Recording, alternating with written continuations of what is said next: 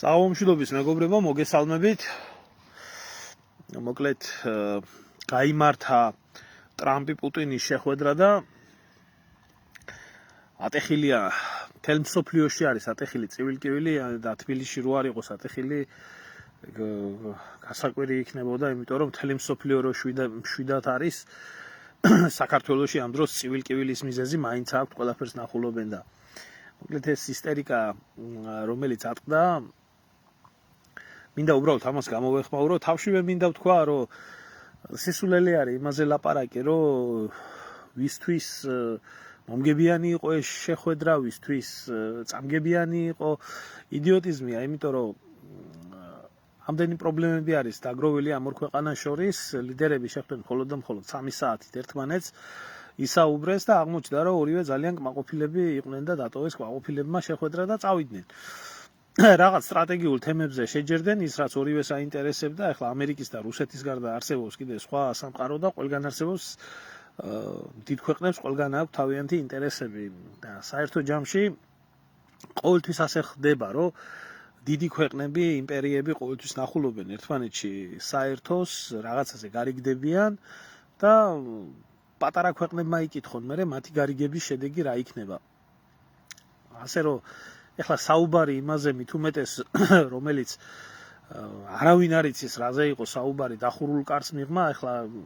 ევროკავშირის ლიდერები იკრიბებიან თავიანთი საგარეო საქმეთა მინისტრებით და მოკლედ ისეთი ამბავი აქვს ატეხილი, რომ მობილური ტელეფონები და ყველაფერი არის აკრძალული, რომ ინფორმაციის გაჟონვა არ მოხდეს, რაზე იქნება საუბარი, არავინ არაფერი არ იცის ამ ორი მხრის გარდა, რომელი მხარეებიც შეხვდნენ ერთმანეთს თავიანთი წარმომადგენლობით. ამიტომ სისულელია იმაზე საუბარი, რომ ან ერთი მხარე დარჩა მოგებული, ან მეორე მხარე დარჩა მოგებული, ფაქტია ის, რომ ორივე კმაყოფილი დარჩა ამ ყველაფრის. აქედან გამომდინარე, დანარჩენებზე შეიძლება ადამიანმა ივარაუდოს, რომ რა შეიძლება, როგორ შეიძლება ყოფილიყო. ახლა კმაყოფილებმა დატოვეს შეხვედრა, ეს ჯობია იმას სოფლიო მშვიდობისთვის, ვიდრე ერთმანეთისთვის ეგინებიათ, ეფურთხებიათ, ელანძღათ და აჩხუბრებს დაეტოვებიათ. სხვათა შორის გავახსენებ, ასეთი შეხვედრა იყო ზელენსკის და ტრამპს შორის, როდესაც ზელენსკი როგორც ძაღლის ლეკვივით გააგდეს გარეთ და ცურაბძუებული წამოვიდა. ზელენსკის ახლა ის ძალა და ის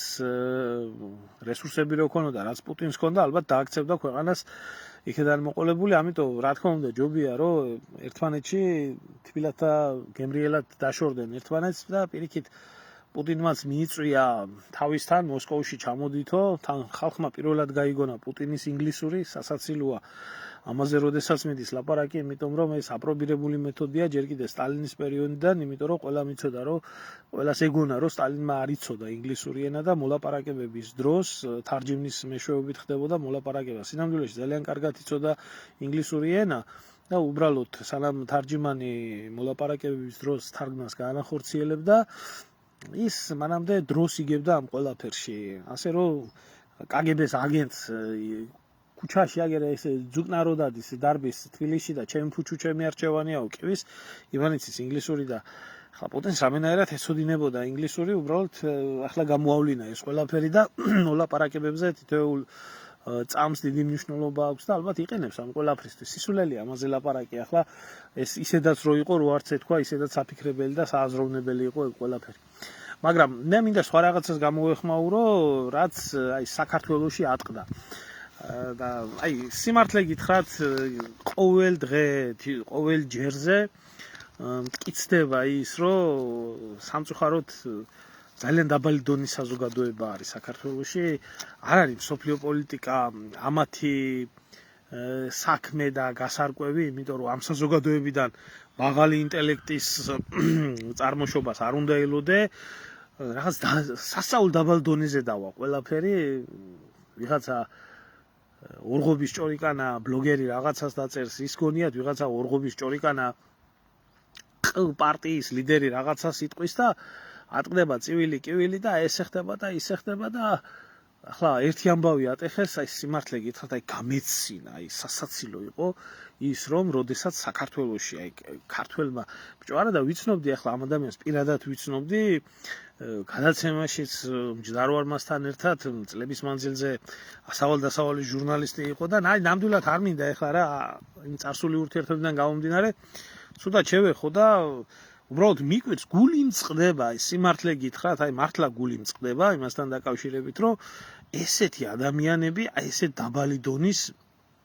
გამოხტომას გააკეთებენ ხო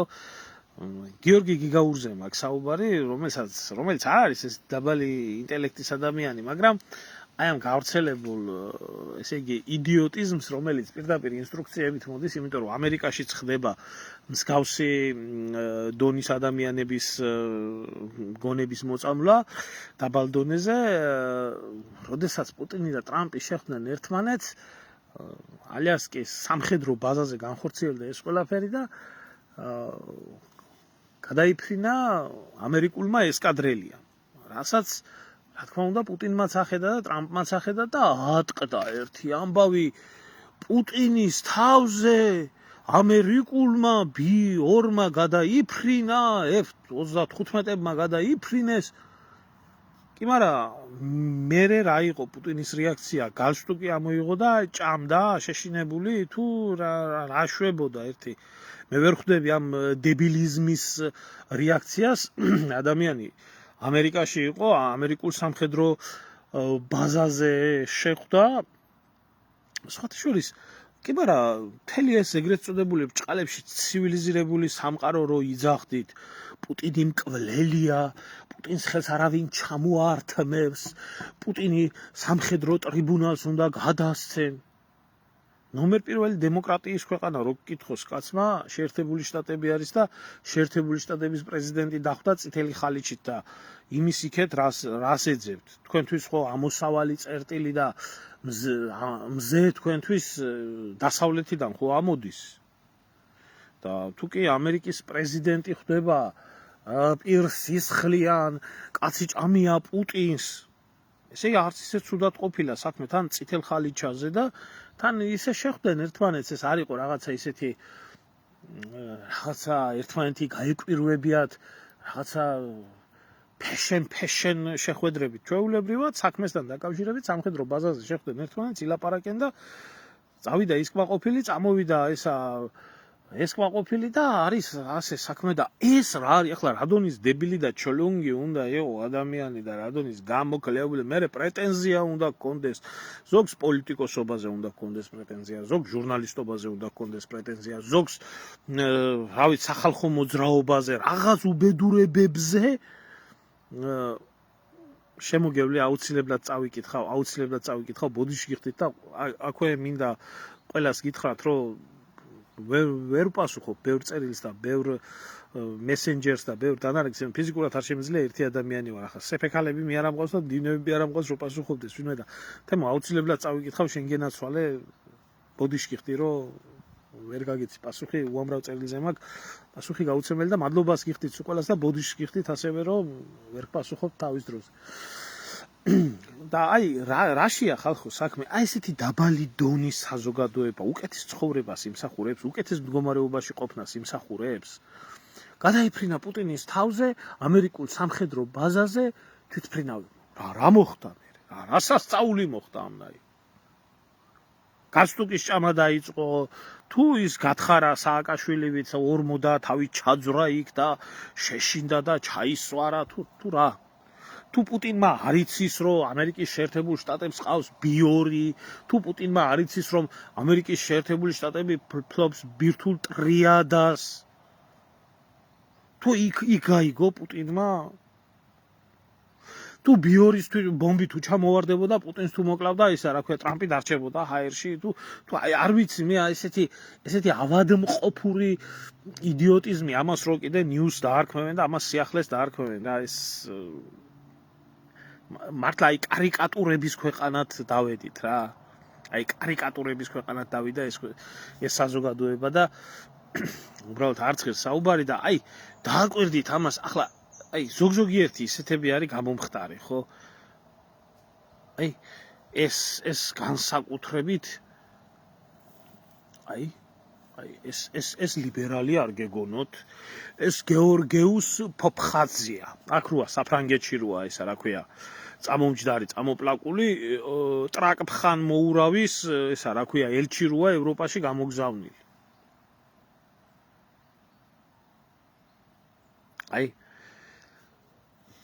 რო გეკითხა ხალხისთვის რომ ამას აზრი მოეკითხება. ჯერ ამის კაცობა და ადამიანობა ისე ემიგრაციაში და უბრალო ხალხში იკითხეთ ვინა და რა და ახლა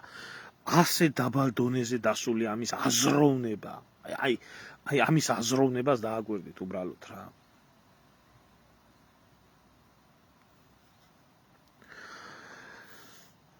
და ამას ახლა ჟურნალისტი ქვია, ამას პოლიტიკოსი ქვია, ამას მოაზროვნე ქვია. ამა თქვიათ აი ესეთი სახელი აი ამ დღეში არიან ჩავარდნილი სლავა უხრაინე სლავა იქ სხვათა შორის მეორე დებილიზმის ადამიანებიც არიან რომლებიც ახლა ამტკიცებენ რომ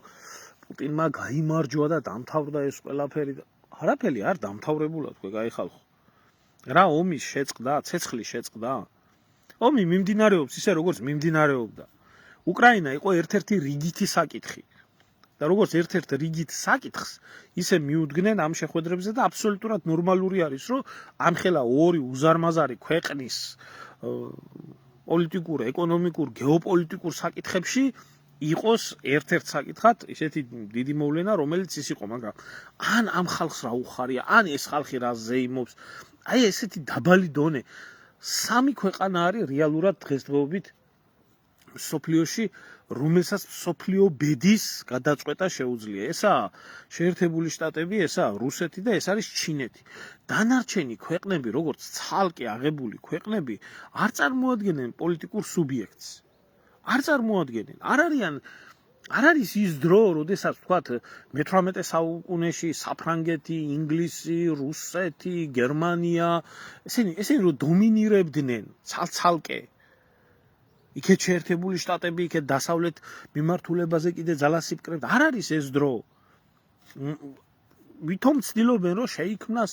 რაღაცა ამდენი ქვეყანა გაერთიანდეს რომ ამ სამ ძირითად ბირთვს ქვეყნებისას გაუწიოს წინააღმდეგობა, მაგრამ ვერ უწევენ ჯერჯერობით და თქვენ საერთოდ რა აზროვნება გაგაჩნიათ მე ვერ ხვდები, გასაგები ახლა ამ ხალხს. აზროვნებაზე როგორ უნდა ელაპარაკო და რაიმეზე როგორ უნდა ელაპარაკო საერთოდ. აი ესევე ატეხილი ერთი ძალიან საინტერესო მომენტი. ლავროვი, რომელიც რუსეთის საგარეო საქმეთა მინისტრია, აგერ უკვე რა ვიცი, რაც მე მგონი პუტინი არის პრეზიდენტი, მის მერე თლათ იმდენი არაა, მაგრამ საერთო ჯამში როა იყო პერიოდში, როცა მედვედევი იყო ოფიციალურად პრეზიდენტი, მაშინ ეს საგარეო საქმეთა მინისტრი იყო, ჩავიდა ემაში, რა ქვია, საბჭოთა კავშირის მაისურით. SSSR-ი აწერიათ გულზე. ხო, მე რა მოხდა? ხო, აი რა მოხდა მე? ვინმესთვის ახლა ახალი ამბავია, რომ რუსებისთვის მისაბაძი ძალა, საორიენტაციო ძალა, რომ საბჭოთა კავშირი არის, როგორ შეუშვეს, ამერიკაში ფეხი როგორ დაადგმევიეს, SSR-ის მაისურით, როგორ არ გააბრუნეს უკან, ვაიმე ხალხო საბჭოთა კავშირი ბრუნდება, ან რას ნიშნავს ახლა ეს?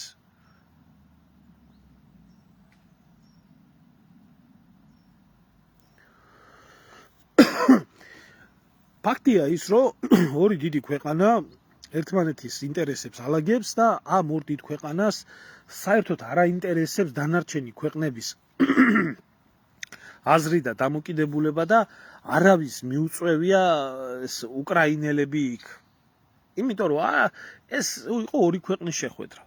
და როდესაც იქნება ოპოზიცია თქვენთვისო ლაპარაკიო თუ დამპატიჟებთო მეც ჩამოვალ. გამოაცხადა ტრამპმა. ეს საუბარი არის უკრაინაზე, რომელსაც უკან მთელი ევროკავშირი პლუს ბრიტანეთი, პლუს ავსტრალია, პლუს ზელანდია და მთელი ეს ანგლოსაქსონური ქვეყნების უდგას. და თქვენ ახლა ამათ ფონზე შეხედეთ საქართველოს ბედის გადაწყვეტა ვინმეს დააინტერესებს, რომელსაც კაციშვილი არ აქვს პატრონი, არც მეგობარი, არც მოკავშირე, არც არავინ დედამიწის სურგზე. ხო უნდა გაიგო დებილი როგორ უნდა იყო ადამიანი, ხო უნდა მიხვდეს შენ რა ძალას წარმოადგენ, რას წარმოადგენ მსოფლიოში. და სამწუხაროდ ახლა ამ ტყუილებში და ამ სისულელეებში გადაატანიებენ იმას გაბოროტებულ, გააგრესიებულ ეს უკნიდან განათლებულ ადამიანებს, სხვათა შორის კიდე ერთი შემხვდა, რომლის ნახვებაც მინდოდა თქვენთვის. აი ეს მე მგონი დაჩვენ ვიცეკო ეს იგი არის, მე მგონი რეჟისორი, რომელიც ჭკუას ასწავლის მთელ მსოფლიოს. ტყუილი წვალებაა მოლაპარაკება რუსეთთან. ის უბრალოდ უნდა განადგურდეს. რუსეთის განადგურებაზე ვიზია მოყოლებული აგერ მე-16 საუკუნიდან ცალკე თურქეთი ოცნებობს, ცალკე ბრიტანეთი ოცნებობს, ცალკე გერმანია ოცნებობს, ცალკე საფრანგეთი ოცნებობს, ცალკე პოლონეთი ოცნებობს, ცალკე ბალტიისპირეთი ოცნებობს, ცალკე ჩინეთი ოცნებობს, ცალკე ამერიკა ოცნებობს და აი ამ ბრძენმა იცის თურმე აღმოაჩინა ესა რა ქვია უახლესი გარღვევა სოფლიო პოლიტიკაში, რომ თურმე ვინ ჩემი ფეხებია პუტინი, ვინ უნდა ელაპარაკოს პუტინს, ის უბრალოდ უნდა განადგურდეს. აი ასეთი ავადმყოფი ქართველების და რო კითხო ახლა აბას ეს მოაზროვნე არის და ეს აზროვნებს და ეს ძალიან ღრმად მოაზროვნე ადამიანი. სინამდვილეში შეხვედრა ყველაფერი ეს დასრულდა აი ასე, მოსალოდნელი იყო. არცერთ არ დავკარგული ვარ ზურა, აქა ვარ შენ შემოგევლე წერ ლაივებს, მაგრამ ხშირად ხდება ჩემი გვერდის რეპორტირება და TikTok-ში ლაივებს არ ვაკეთებ შემოგევლე, უბრალოდ ჩანაწერებს ვდებ ხანდახან და ისე თუ გამოიწერ TikTok-ის გვერდს, ყოველ შემთხვევაში, როგორც ეს არ აგდებს ხანდახან და TikTok-ზე შეიძლება უფრო გამოაჩინოს ეს ვიდეოები, არ მაქვს TikTok-ის თავი ისედაც საგიჟეთია და ჯოჯოხეთია Facebook-ი და TikTok-ი 10 ჯერ გადამრავლებული ჯოჯოხეთია, არ მაქვს მაგის თავი სიმართლე გითხრათ, რო შევალ და დავდებ ვიდეოს ერთ სულზე ვარ, როდის გამოვალ იქედან ამდენი დებილი თუ ყავდა ერში, მე მართლა ვერ წარმომედგინა სიმართლე გითხრათ რა. და აი ასე დასრულდა ეს შეხვედრა, რომ ლიდერებმა ერთი მეორეს დაუწყეს ესა რა ქვია შეკება და დიდი ძალა რუსეთი, უკრაინა კი არა პატარა ძალა და ამ შეთანხმებებზე უნდა წავიდნენ. აი, აქამდე მივიდა საქმე, იმიტომ რომ საბოლოო ჯამში, რაც არ უნდა იყოს, როდესაც მიდგება საქმეზე, ვინ არის მტყვანი, ვინ არის მართალი, ვის აქვს რომელ მხარეზე დგას საერთაშორისო სამართალი, ტრიბუნალი, მსგავსი რაღაცეები, ხო? ყოველთვის დადგება იმ მხარეს, სადაც არის ძლიერთა სამართალი. ამიტომ გამოვიდა კაცმა და პირდაპირ თქვა და პირდაპირ გამოუცხადა, რომ საქმე იმაში არის ჩემო კარგებო და ეს ეკუთვნოდა ევროპელებს და ეს ეკუთვნოდა უკრაინელებს ეს მიმართვა, რომ რუსეთი თქვენზე ძლიერი არის და კეთილი ინებეთ და რასაც რუსეთი ითხოვს, შეასრულეთ. შეასრულეთ. მორჩა და დამთავრდა. არ შეასრულებთ, მე და ვალოდია ერთმანეთში გემრიელად დავალაგებთ სიტუაციას სხვა მიმართულებაზე, მე კი ვარ აგერ წყნარად ულამაზესი ოკეანე მაქვს, როგორც დასავლეთით, ისე აღმოსავლეთით, ისე ჩრდილოეთით, არანაირი პრობლემა არ ხდება ჩემ კონტინენტზე და მე მივხედავ ჩემ ინტერესებს ისე როგორც მისახედი არის და საერთოდ არ მაინტერესებს ეგ თქვენი ევროპა, რომელშიც თავის ტკივილის მეტი აღარაფერი დარჩა, ჯარებსაც გამოვიყვან იქედან და დარჩებით ერთ-ერთზე. ასია ეს. ყველა ნორმალური ლიდერი ყველა ფიქრობს საკუთარი ქვეყნის წარმატებაზე. თუ შენი ქვეყნის წარმატებაზე არ ფიქრობ და ფიქრობ რაღაცა გლობალურ იდიოტიზმზე, რაღაც კომენტარი გაქვს ჩამოყალიბებული და იქ წივილ-კივილი იყო ატეხილი ალიასკაზე და ვიღაცა ზანგები იყო გამოსული და უკრაინას ესა რა ქვია უკრაინა არისო ჩვენი ძმაო და რუსეთი არის ჩვენი იმპერია, ვიღაცა ზანგი ალიასკაზე ამტკიცებდა, ეს ხალხის ხმა იყო თურმე. ზანგის და თურქის და ამერიკელის შესარიგებელი რო გახდება უკრაინელი და რუსი ერთმანეთთან, მაშინაა დაღუპული ქვეყანა. კი ბატონო, ბოლო მოთელვა არის, ასე რომ ვთქვათ, ბოლო მოთელვა არის საიმისოთ, რომ ეს ორი ლიდერი 2019 წლის მერე ერთმანეთს არ შეხვედრია, მის მერე ბევრი რაღაცა შეიცვალა, ბევრი პოლიტიკური რეალობები შეიცვალა, ამიტომ ამ ბოლო პერიოდში 1000 პრობლემა იყო საიმისოთ, რომ ერთმანეთს ეს ორი ლიდერი არ შეხვედროდა, პირადად არ გადაეცათ ერთმანეთისთვის ის პოლიტიკური გზავნილები, რაც გადაცეს, ახლა გადაცემულია ყველაფერი და უკვე გარკვეული არის სტრატეგიული მიმართულებები და სტრატეგიული მიმართულებების მერე დარჩენილი არის გასარკვევი უკვე დეტალური, ტაქტიკური და ოპერატიული საკითხები. ძალიან დიდი ისტერიკა არის აზერბაიჯანში ატეხილი. გადავხედე აზერბაიჯანელი ბლოგერების გვერდებს, სადაც სათქმელი მათ უბრალოდ არაფერი არ აქვთ დარჩენილი და ამბობენ იმას, რომ თურმე ცუდად მიიღეს ისა რა ქვია რუსი ისინი რა ქვია ჟურნალისტები სადღაც ყაზარმაში მოასვენეს რა და თურმე ეს იყო თურმე მთავარი პრობლემა. სინამდვილეში კარგად ხვდებიან, რომ შეერთებული შტატებისთვის ნამდვილად არაფერს არ წარმოადგენს არც სომხეთი და არც აზერბაიჯანი და ჯერ ამ დებილ ხალხს, რომელიც წიოდა და კიოდა და 1000 ჰაი-ჰუი ჰქონდათ ატეხილი, აზერბაიჯანი და რუსეთი ერთმანეთთან ჩვენ ასე, ჩვენ ისე, ეს როგორ იქნება, ასე როგორ იქნება, რანაირად იქნება. ეს ფოტო მახსენდება ყოველთვის ამ საკითხთან დაკავშირებით, იმიტომ რომ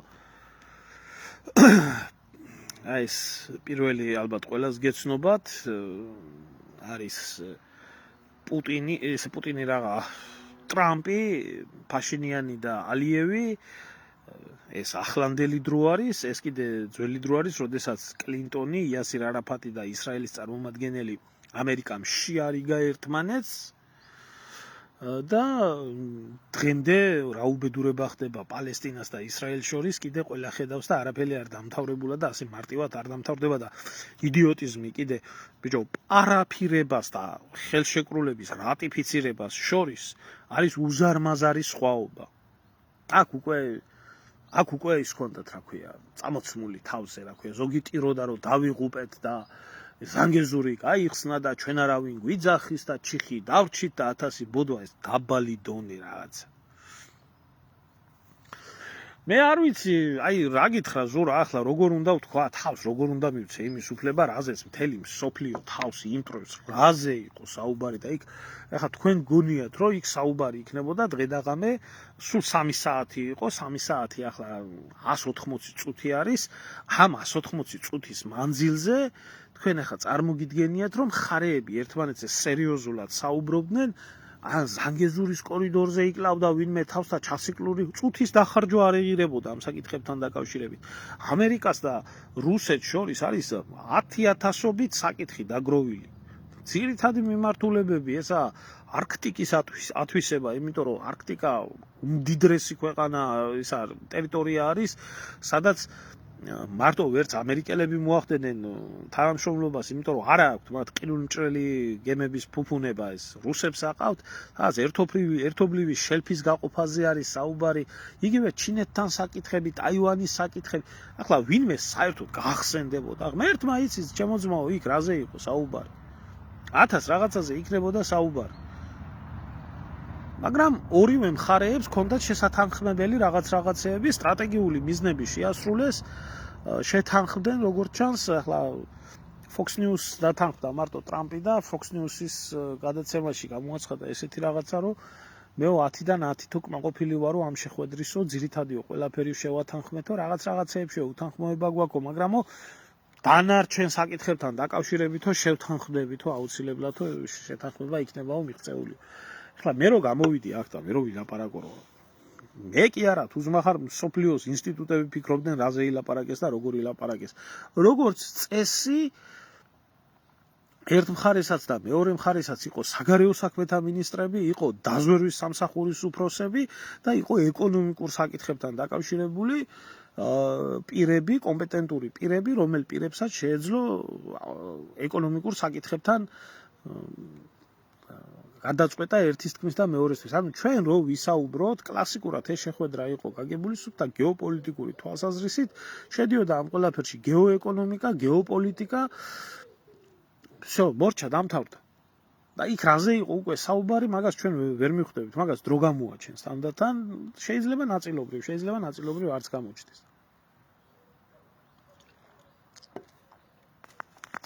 ერთი ის არის გასაგები, რომ ტრამპი არც არასდროს მალავდა საინტერესო დეტალია აქაც ეს დაარქვით გინდათ მის პათოლოგიურ ემას რა ქვია მისწრაფებას ნობელის პრემიის მიღებასთან დაკავშირებით რაღაცა პათოლოგიურ მისწრაფებას რომ უნდა ისა რა ქვია რამენაირად ნობელის პრემია მიიღოს და მშვიდობის მტრედის ფუნქცია მიიღოს განაცხადა ესეთი რაღაცა რომ მე რო ყოფილიყავიო პრეზიდენტიო ეს ომი არ მოხდებოდაო დაუდასტურა პუტინმაც კი ბატონო შენ რო ყოფილიყავიო პრეზიდენტიო ტრამპი რო ყოფილიყო პრეზიდენტიო არ მოხდებოდაო ეს უბედურება რაც მოხდაო იმიტომ ტრამპთანო ჩვენო გვაქო ესეთიო კავშირებიო და სხვები თავს არიდებდნენ ამ ყველაფერსო ნუ ალბათ თუ დაასრულებს ამ ომს კიდე ექნება პრეტენზია რომ და არაფერი ბევრი ამას არ უნდა ფინანსურ დახმარებაში ტრამპი როგორც ასეთი ძუნწია და წუწკი არის და არსად ამერიკული ფულის ზედმეტად ჩადებას არაპირებს საიდანაც საერთოდ ბიზნესმენი ესე არის რა ბიზნესმენი ადამიანის მთავარი ამოსავალი წერტილი არის რაში ჩადოს ფული რომ იქედან ფული ამოიღოს არ არის ეს კარგი ქვეყნისთვის და სახელმწიფოსთვის იმიტომ რომ ბიზნესმენებს არ აქვს სახელმწიფოებრივი აზროვნება ფული ყოველთვის ყველაფერს არ განაგებს მაგრამ ყოველ შემთხვევაში რაც შეიძლება ტრამპის ფენომენზე ადამიანმა ისაუბროს ტრამპი ყოველთვის ეძებს სად ჩადებს ფულს რომ ამოიღოს ორი იმდენი ეს არის მისი ამოსავალი წერტილი ყავთ ისეთი პრეზიდენტი როგორიც ყავთ კაცო აქ ჩემი რა საქმე არის და სხვისი რა საქმე არის მაგრამ ამ ადამიანის ხედველობა და აზროვნება ეყრდნობა ამოსავალი წერტილი ეყრდნობა ფინანსურ კეთილდღეობას ფინანსურ კეთილდღეობაში კიდე თავს არ იკლავს უკრაინელების დაფინანსებაზე შეჩერებული აქვს ყველაფერი და უფრო უარესი აქვს შეჩერებული საუბარი არის იმაზე რომ ბოლო დროს ხან აწვდიდა ამიარახს ხან არ აწვდიდა მაგრამ უფრო იყო ეს მერყევი პოზიცია ფულიც რომ გადაუხადოთ ევროპელებმა ჩვენ ვიყიდითო ფულს არ მჭირდება მე თქვენი ფულიო ეთქვის პუტინთან მეტი მოგება ვნახე მე სხვა სფეროებში ფულის ჩასადებადო და აქედან გამომდინარეო ჩორტო არც იარაღის მომყიდავი არა ვარო და რამენაირად თქვენ კონტინენტზე თქვენ მოაგვარეთო მშვიდობაო და ჯარებსაც გავიყვანო კიდე არის სერიოზული საუბარი ბევრი სამხედრო ბაზა დაიხურა მათ შორის საბერძნეთში მდებარე ამერიკული სამხედრო ბაზა რომელიც ახდენდა გადასროლა საუბარი არის გერმანიის სამხედრო ბაზების დახურვაზე რომლებიც გადაჯგუფდებიან და გადავლიან უნგრეთში და ასე შემდეგ უამრავ რაღაცაში ფაქტი არის ის რომ ტრამპი რუსეთთან მიმართებაში ხედავს უფრო